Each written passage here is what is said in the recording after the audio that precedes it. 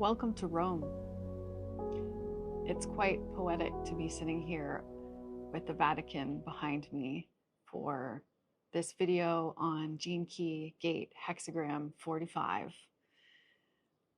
This was a last minute trip, and it's been amazing to immerse myself into this energy while being here and sleeping across from St. Peter's Basilica in Rome, where my blood family on my dad's side lived 20 minutes from the Colosseum, and to reconnect with family yesterday.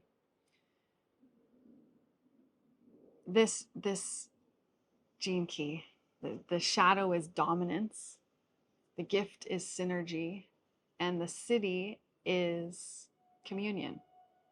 The hexagram is gathering together. This is a very tribal energy, and it's about banding together in order to survive and accumulate material, money, land, power. And in ancient times, the world felt like unsafe. It was unsafe in a way.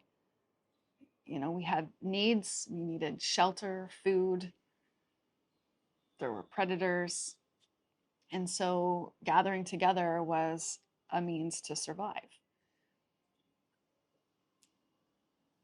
Dominance comes from this idea of power over, this idea of the masculine over the feminine, the right brain over the left brain, the few over the many, and really speaks to the imbalances that we find in our present day. And I want to speak to the human design philosophy that I'm not an expert in, but it really speaks to something that I felt in my bones years before finding human design, which is this jump point in our evolution. And Tim and I are actually here to shoot the first episode of our new podcast, literally called Jump Point. And it's just amazing how this is all unfolding, which has truly been unplanned. Like I mentioned, coming here was a last minute, kind of very last minute idea.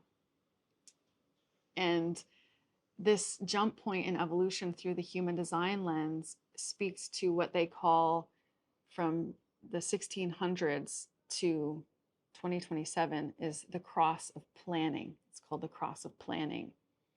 And the energy of this cross of planning really supported the growth of institutions, religious institutions, educational, financial, basically all systems that really require a lot of planning.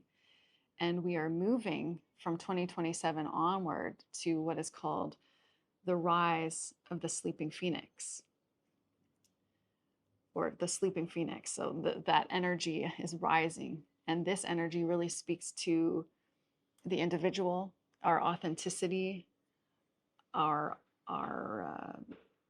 understanding of who we truly are. And this shift is really one of giving our power away to outside authorities, institutions, to where we place value and how we've exchanged our services, our resources, from a place of ultimately fear and lack to a place of inner power. And when we are truly aligned to our truth, our personal truth, our spiritual truth, we understand sort of the mystical, invisible order and unfoldment of something much greater than our minds can plan for. So what does all this mean? And there's the we just moved into a new gene key. So this gene key 45 ended yesterday, but it's taken me some time to just, jet lag and settle into being here, and also just really understanding the power of, I've really been stepping into this idea of not planning and flowing, and moving into this more futuristic energy and awareness that is this idea that the power is inside, that there is some invisible cosmic poetry that pulls us to exactly where we need to be when we need to be there. And I've had this sort of vision and understanding for many, many years.